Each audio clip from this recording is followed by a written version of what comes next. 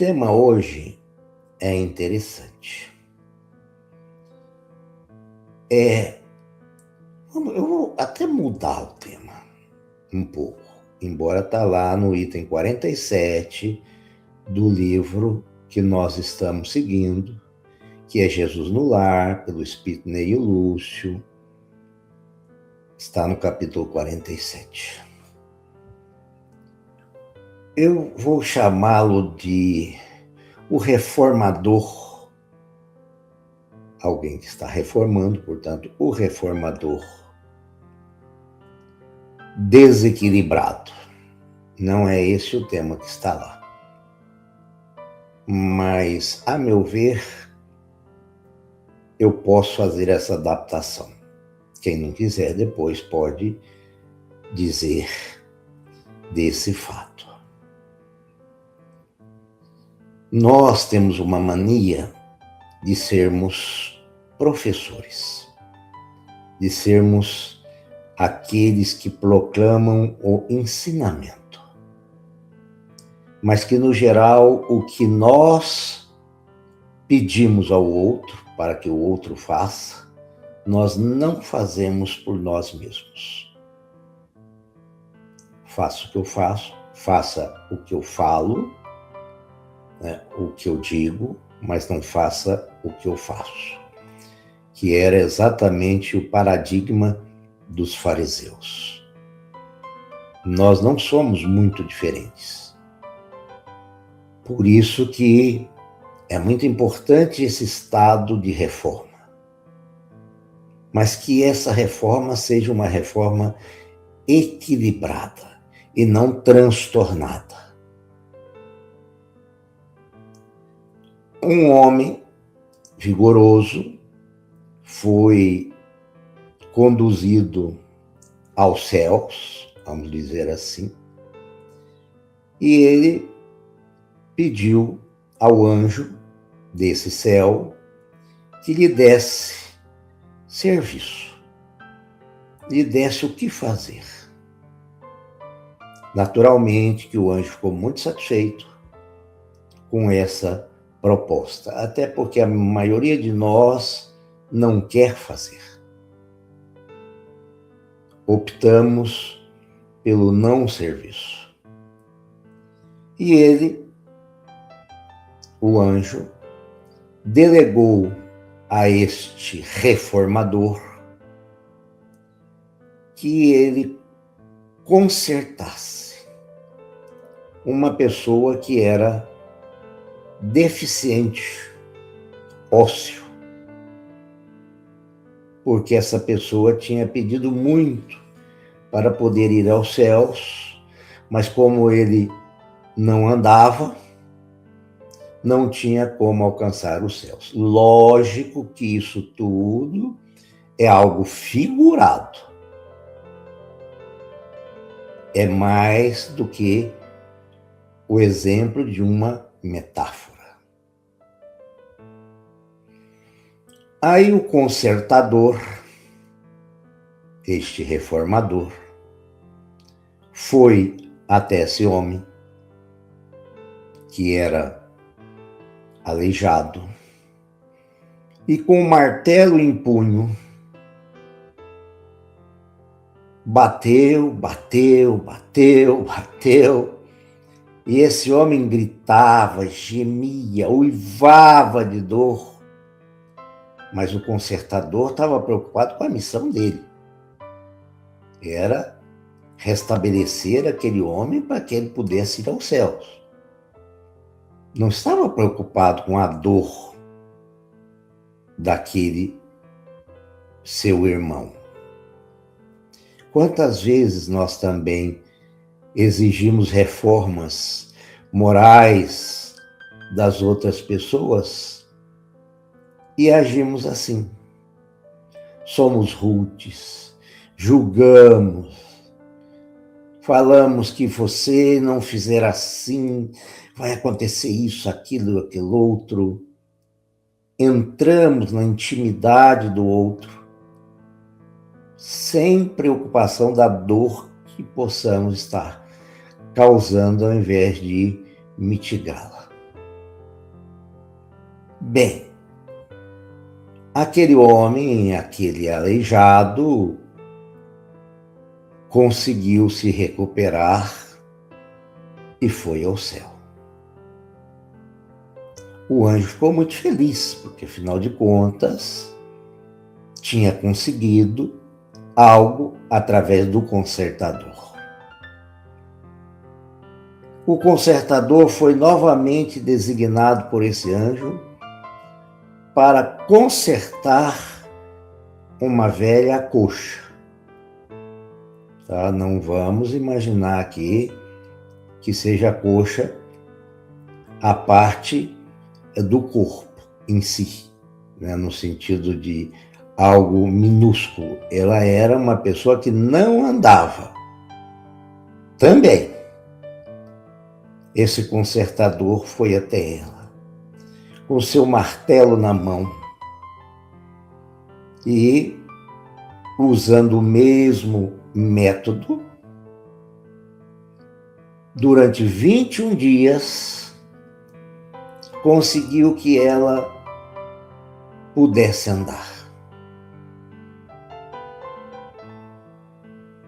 Logicamente que essa velha coxa também possuía dor inominável enquanto estava sofrendo as marteladas.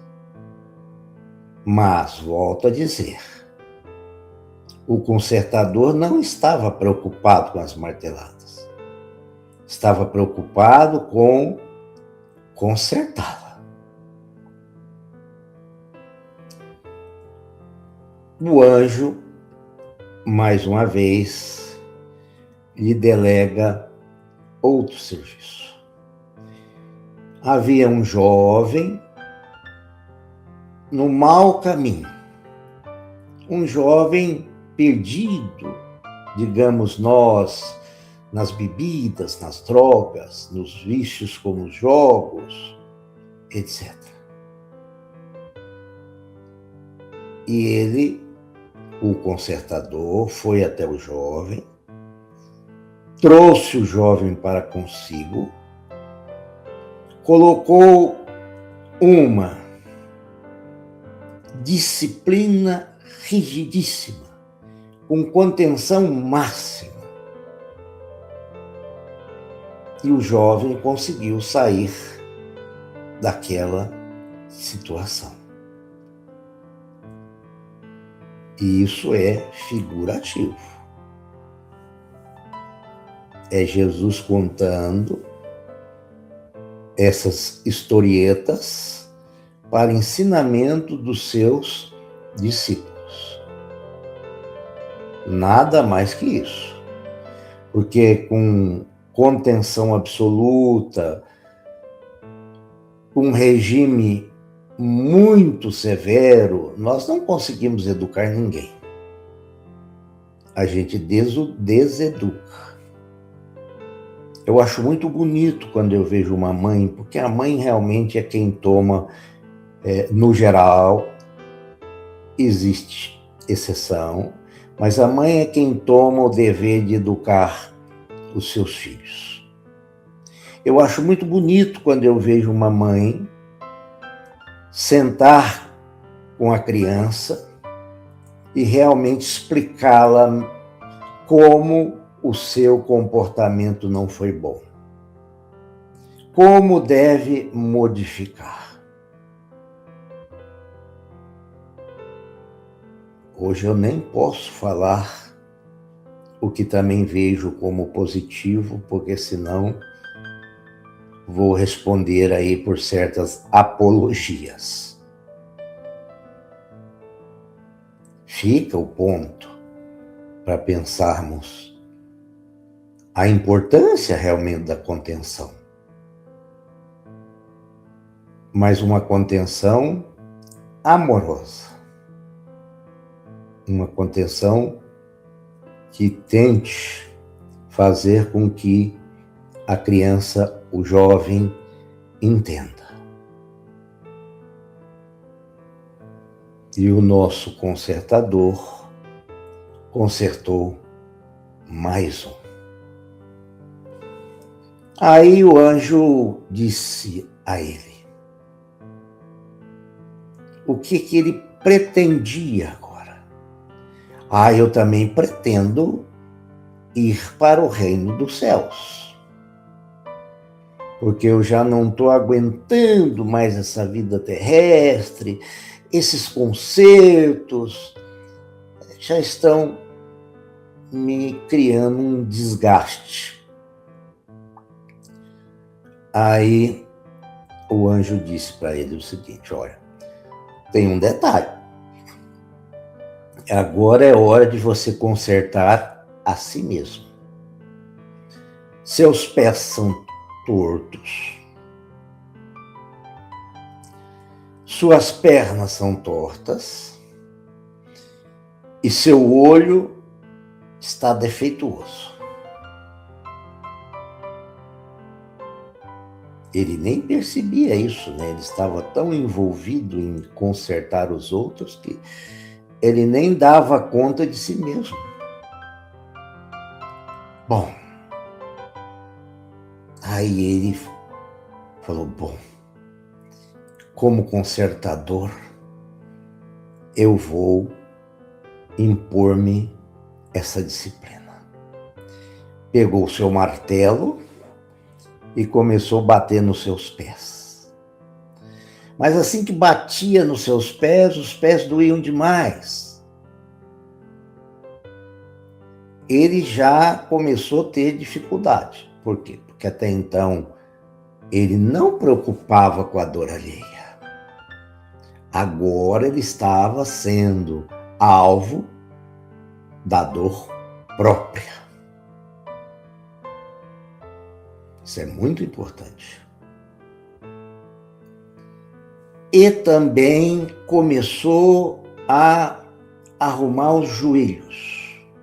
Não aguentava de dor, não suportava. Tentou arrumar os olhos, também não aguentou, começou a blasfemar contra Deus, dizendo que isso não era possível, que isso era um castigo, isso era doloroso demais para um ser. Ou seja, quando a gente tem a dor na nossa própria carne, a situação muda. Conheci uma pessoa muito rica num estado da federação, extremamente prepotente, aquela pessoa que não queria contato com um estranho, a não ser que esse contato lhe trouxesse algum benefício. Essa pessoa teve um câncer.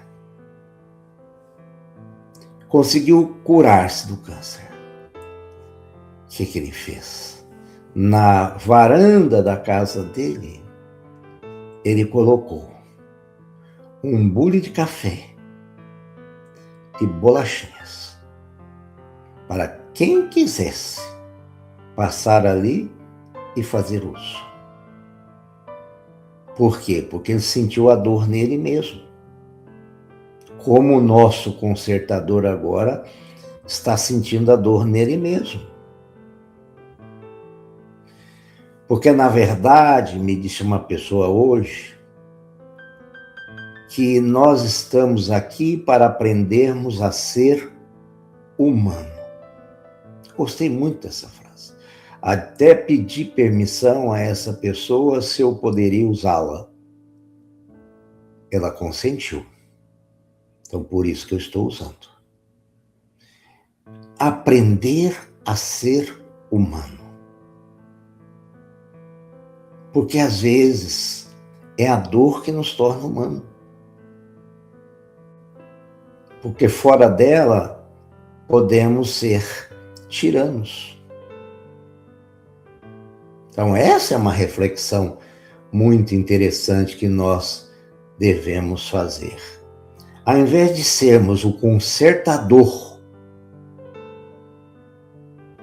vamos ser alguém que conserte a si mesmo, que acolha o outro, que entenda o outro, que abrace o outro, que se deixe enternecer pelo outro.